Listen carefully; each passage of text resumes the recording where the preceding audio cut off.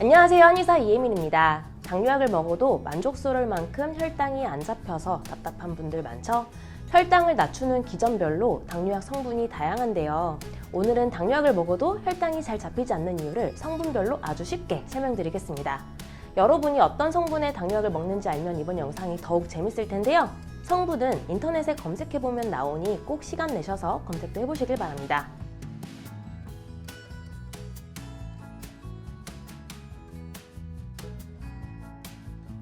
당뇨약을 먹어도 혈당 조절이 쉽지 않는 이유는 각 성분별로 혈당 조절의 한계가 있기 때문입니다. 혈당을 낮추는 효과는 입증이 됐지만 아쉬운 점이 있다는 뜻인데요. 모든 당뇨약 성분을 다 살펴볼 수는 없으니 경구약 중 가장 많이 처방하는 대표 성분 4가지만 알아볼게요. 우선 설폰 요소제입니다. 췌장의 베타세포를 자극해 인슐린 분비를 촉진하는 약물인데요. 당뇨인들은 당뇨 진단을 받은 그 시점부터 이미 췌장의 인슐린 분비 기능이 절반 정도로 떨어져 있다고 하니 췌장에서 인슐린 분비가 늘어나면 혈당 조절에 도움이 되겠죠? 설폰요소제는 보통 1에서 8mg까지 처방하는데 3mg까지는 용량을 증량하면 혈당 강화 효과가 눈에 띄게 나타나지만 그 이상은 증량한다고 해서 혹은 아침 저녁으로 하루 2번 먹는다고 해서 효과가 크게 좋아지지 않는 한계가 있습니다. 그리고 제가 가장 우려하는 부분인데요. 설폰요소제를 계속 복용할 경우 췌장이 인슐린 분비를 무리하게 늘리다 보니 췌장이 혹사하게 되어 장기적으로 췌장의 베타세포가 손상될 수 있습니다. 즉 설폰요소제를 계속 먹다 보면 나중에는 인슐린 분비량이 줄어들게 되고 그 결과 혈당 조절이 엉망이 되어버리게 됩니다.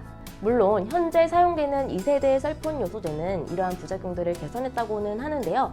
그래도 염려는 됩니다. 심각한 경우에는 인슐린 분비량이 정상 범위보다 부족한 1.5형 당뇨까지 진행될 수 있는데요. 1.5형 당뇨는 통계적으로 우리나라 당뇨인 중 약 15%나 해당된다고 하니 지금 영상을 보는 분들 10명 중 한두 명은 이미 인슐린 분비가 부족할 수 있거든요. 설폰 요소제를 계속 먹으면 인슐린 분비가 나중에 줄어들 수 있어 주의가 필요한 약물입니다. 두 번째, DPP4 억제제입니다. 인크레틴 호르몬의 분해를 억제해 인슐린 분비를 촉진하는 약물입니다. 조금 어렵죠? 쉽게 말하면 우리가 식사를 하면 음식물이 소화기에 도달하게 되는데요. 소화기에 도달한 탄수화물의 자극을 받아 인크레틴 호르몬이 혈액 내로 분비됩니다. 이러한 인크레틴이 췌장의 베타세포에 작용해 인슐린을 분비시키는 것이죠.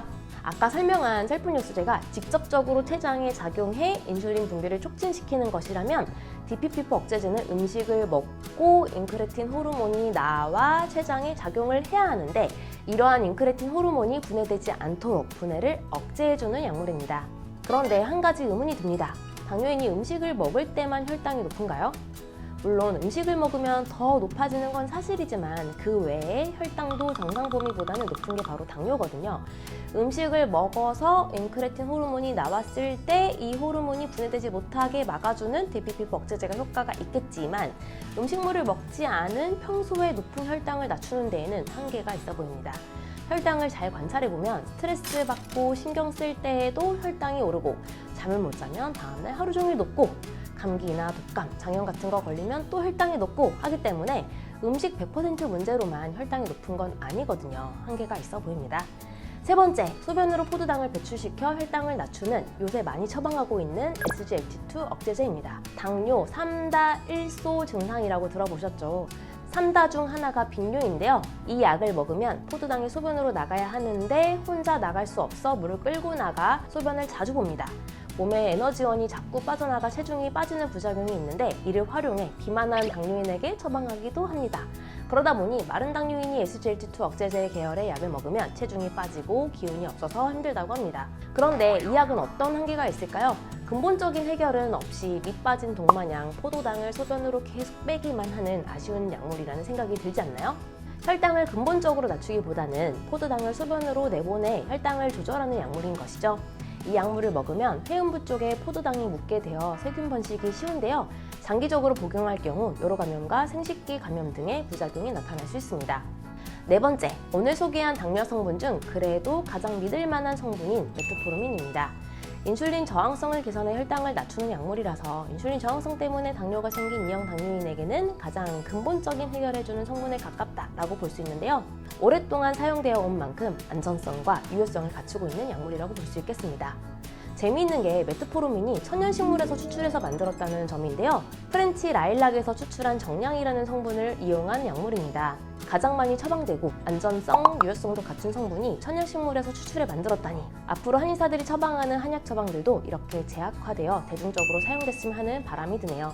메트포르민에 대해 몇 가지 한계점을 꼽자면 장기적으로 복용할 경우 혈당 조절 효과가 감소할 수 있고요. 소화기 부작용이 나타날 수 있고요. 또 신장 기능이 저하된 환자에게는 사용이 제한되기도 합니다. 오늘은 당뇨약을 먹어도 혈당이 잘 안 잡히는 이유를 알아봤습니다. 각자 복용하는 약물의 성분이 어떤 건지 반드시 확인해 보시고 이번 영상 다시 한번 보시면 큰 도움 되실 겁니다.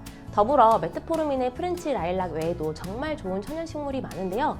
근본적인 인슐린 저항성 개선을 위해 더 나아가 당뇨 졸업을 위해 천연식물을 활용한 한약 치료도 고려해 보시면 좋겠고요. 한약 치료에 대한 문의는 1644-5178로 해주시길 바랍니다. 자세한 상담 도와드리고요. 맞춤 시대인 만큼 맞춤 처방 도와드리겠습니다. 추가로 오늘 말씀드린 내용을 포함해 당뇨를 극복할 수 있는 비법 20가지가 담긴 편지를 매일 발송해드립니다.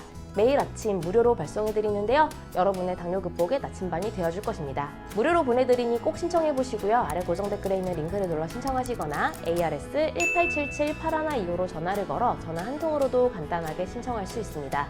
마지막으로 당뇨스쿨에 매주 3개씩 업로드되는 당뇨스쿨 영상 꼼꼼히 챙겨보기 힘드셨죠? 영상들 요약해서 카톡으로 보내드릴게요. 카카오톡에 당뇨스쿨이라고 검색해서 친구 추가하세요. 주 3회 업로드되는 영상과 월별 최신 뉴스, 당뇨인을 위한 제품 및 할인 정보 등을 매주 카톡으로 받아보실 수 있습니다. 아래 고정 댓글 확인하시고 지금 바로 카톡 친구 추가하세요. 감사합니다.